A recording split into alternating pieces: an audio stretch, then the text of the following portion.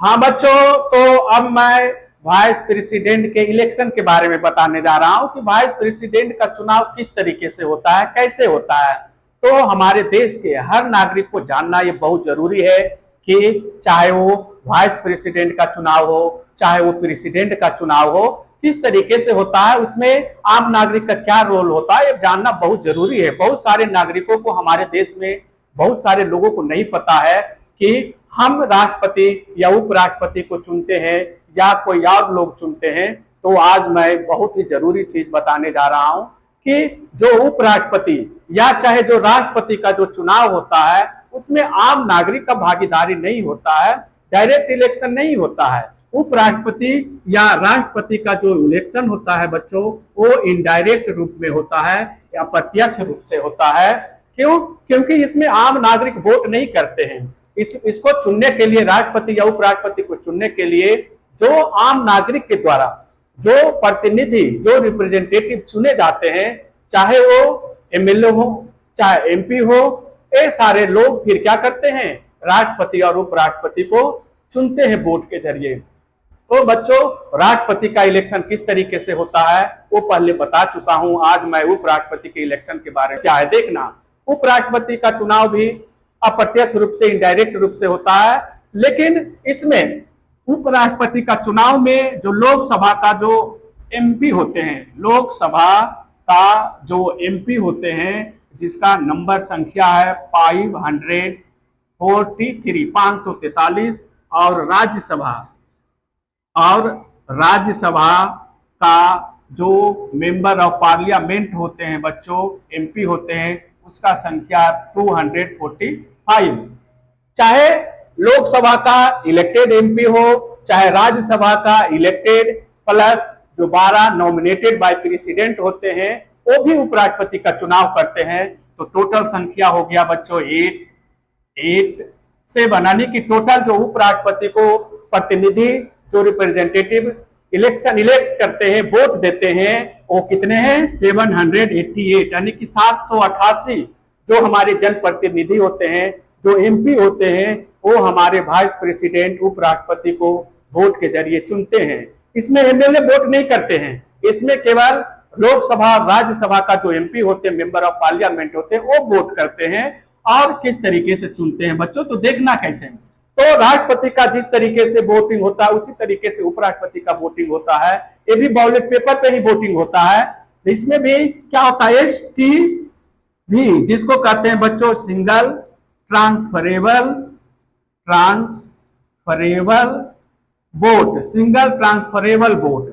चाहे वो राष्ट्रपति का हो, चाहे उपराष्ट्रपति का हो, सिंगल ट्रांसफरेबल वोट के जरिए वोटिंग होता है। कहने का मतलब है बच्चों कि बैलेट पेपर होता है, पर्चा होता है, उस पे अल्फाबेटिकली सारे कैंडिडेट, जितने भी कैंडिडेट होते हैं, उम्मीदवार होते हैं, उनका नाम छपा होता, लिखा होता है। और उसमें प्रीफरेंस के जरिए, STV सिंगल ट्रांसफरेबल वोट का मतलब है उनमें वोटिंग जो होता है प्रेसिडेंट या उपराष्ट्रपति का या राष्ट्रपति का, वो बच्चों क्या होता है, प्रीफरेंस के जरिए होता है। उसमें क्या करना होता है, प्रीफरेंस, अपना चॉइस, अपने पसंद का राष्ट्रपति चुनना होता है। तो उसमें बैलेट पेपर पे, हाँ, तो मैं प्रेफरेंस के बारे में बता रहा था कि जो भी राष्ट्रपति या उपराष्ट्रपति का चुनाव होता है, उसमें जो कैंडिडेट को रिप्रेजेंटेटिव जो वोट करते हैं, वो प्रेफरेंस के जरिए करते हैं कि मान लिया जाए 4 कैंडिडेट है, तो पहला चॉइस में हम किस कैंडिडेट को, किस उम्मीदवार को राष्ट्रपति या उपराष्ट्रपति के तौर पे देखना चाहते हैं, उसके सामने 1 लिखना होता है। जिसको हम दूसरे नंबर में बनाना चाहते हैं, उसके सामने 2, तीसरे में 3, या चौथे नंबर में जितना कैंडिडेट होगा, सबके आगे चॉइस के हिसाब से, प्रेफरेंस के हिसाब से नंबर डालना होता है। इस तरीके से प्रेसिडेंट या वाइस प्रेसिडेंट का चुनाव होता है। उसमें भी अगर कोई वोटर, अगर कोई प्रतिनिधि अगर उसमें खाली छोड़ देते हैं, तो वोट क्या हो जाता है, कैंसिल माना जाता है। या सब में 111 लिख देंगे, वो भी वोट कैंसिल माना जाएगा। या खाली जगह में नाम लिख देंगे, वो भी वोट कैंसिल माना जाएगा। तो इस तरीके से वोट क्या होता है, कैंसिल हो जाता है। बाकी जो वैलिड वोट बचता है, उसी का काउंटिंग होता है। और वो काउंटिंग फर्स्ट राउंड में जो काउंटिंग होता है, उसमें अगर फर्स्ट प्रीफरेंस में अगर 50% प्लस 1 वोट जिस भी कैंडिडेट को आ जाता है वो हमारा वाइस प्रेसिडेंट बन जाते हैं। 50% प्लस 1 वोट जिस भी कैंडिडेट को आ जाता है वो हमारा वाइस प्रेसिडेंट बन जाते हैं। लेकिन कभी कभी क्या होता है कि 2 से ज्यादा अगर 3, 4 या 5 कैंडिडेट होते हैं तो उस कंडीशन में क्या होता है कि फर्स्ट प्रेफरेंस में मान लो कल वोटर है, इसको 2 से डिवाइड करेंगे तो क्या हो जाएगा बच्चों, इसको अगर 2 से डिवाइड करेंगे तो हमारा 394 आता है। तो जिस भी कैंडिडेट को 394 में से एक भी ज्यादा वोट अगर आ जाता है वो क्या बन जाते हैं, फर्स्ट प्रेफरेंस में अगर एक भी वोट आधे से ज्यादा आ जाता है वो हमारे उपराष्ट्रपति चुन लिए जाते हैं या राष्ट्रपति चुन लिए जाते हैं।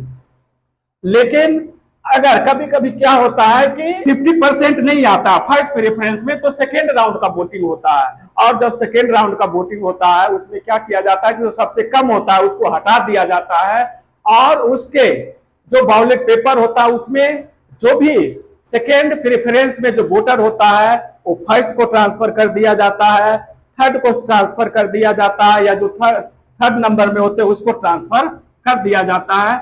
इसके बाद क्या होता है बच्चों, किसी न किसी को मेजोरिटी आ ही जाता है, 50% से ज्यादा हो जाता है, वो हम क्या होते हैं वाइस प्रेसिडेंट बन जाते हैं।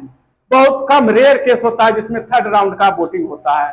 तो इस तरीके से बच्चों हमारे देश के वाइस प्रेसिडेंट का इलेक्शन होता है डायरेक्ट रूप से, और क्या केवल एमपी लोकसभा का और राज्यसभा का एमपी वोटिंग करते हैं।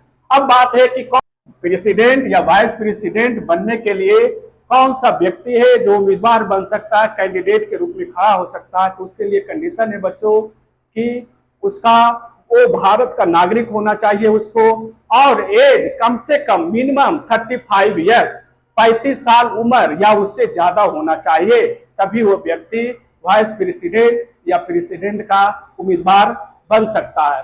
दूसरा कंडीशन है बच्चों, पहला तो है कि नागरिक होना चाहिए, दूसरा है कि 35 या उससे ज्यादा उम्र होना चाहिए। फिर उसके अलावा कंडीशन है बच्चों कि वो जो व्यक्ति उम्मीदवार या कैंडिडेट हो रहा है उपराष्ट्रपति या राष्ट्रपति के लिए वो पागल नहीं होना चाहिए, दिवालिया नहीं होना चाहिए, या कोई भी क्रिमिनल केस उस पर आपराधिक केस नहीं होना चाहिए, या कोई भी गवर्नमेंट के अंदर प्रॉफिट ऑफ पोस्ट पे नहीं होना चाहिए, कहीं से उसको लाभ नहीं हो रहा हो, वही व्यक्ति प्रेसिडेंट या वाइस प्रेसिडेंट का उम्मीदवार बन सकता है। तो इस तरीके से बच्चों, और क्या है, कोई आम नागरिक अगर प्रेसिडेंट या वाइस प्रेसिडेंट का इलेक्शन लड़ना चाहता है तो लड़ सकता है, लेकिन ज्यादातर इसमें पॉलिटिकल लोग होते हैं, क्योंकि जब उनका नॉमिनेशन होता है प्रेसिडेंट या वाइस प्रेसिडेंट का तो उस टाइम क्या होता है उसमें फॉर्म में भरा जाता है कि कम से कम 50 एमएलए या एमपी आपको प्रेसिडेंट या वाइस प्रेसिडेंट बनाना चाहता हो। उसके बाद 50 एमएलए या एमपी अगर वहां पे फर्स्ट प्रेफरेंस में साइन करेगा तो वो क्या होगा प्रेसिडेंट या वाइस प्रेसिडेंट के लिए उम्मीदवार बन सकता है। उसके अलावा बच्चों 50 के अलावा फिर 50 एमएलए एमपी जो फर्स्ट प्रेफरेंस है उसमें उसके लिए वो साइन करेंगे कि हाँ हम सहमत हैं इस व्यक्ति को राष्ट्रपति या उपराष्ट्रपति बनाना चाहते हैं, यानी कि टोटल कम से कम 100 एमएलए या एमपी का समर्थन होगा जब भी कोई व्यक्ति प्रेसिडेंट के उम्मीदवार के लिए पर्चा भर सकता है, नॉमिनेशन करवा सकता है। तो इस तरीके से कैंडिडेट उम्मीदवार प्रेसिडेंट या वाइस प्रेसिडेंट का बच्चों होते हैं। तो उम्मीद करता हूं कि ये वीडियो आप लोगों को ये जो बारीकी से हर चीज को समझाया हूं वो आप लोगों को जरूर समझ में आया होगा। तो नेक्स्ट वीडियो के लिए आप लोग वेट करें। धन्यवाद।